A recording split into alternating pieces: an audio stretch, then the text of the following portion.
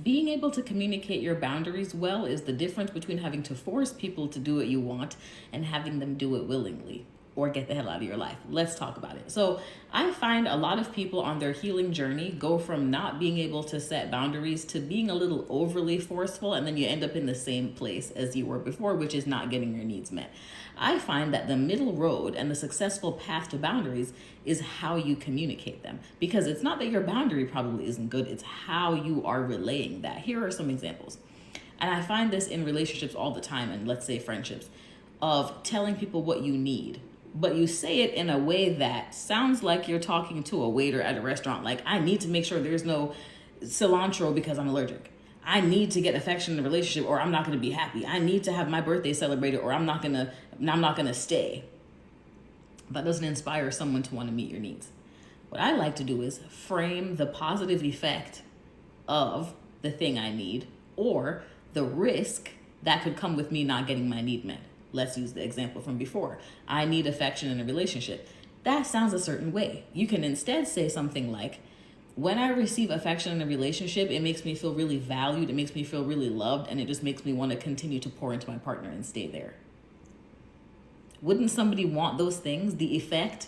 Or you could say something like, when I don't get enough affection in a relationship, it really makes me feel unloved. It makes me feel like I'm not cared for. It makes me really not want to stay.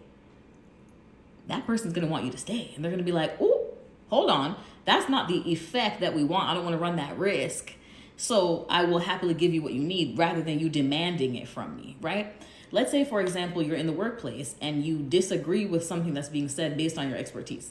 Don't ever sound like the expertise asshole saying your boundary when you know you're right. That sounds like, well, I've done this a million times. I did this at my old job. I've done this for many years and I know that's really not going to work. And I need for y'all to just respect my expertise. No one's going to do that. No one's going to do that. Here's how you're going to rephrase.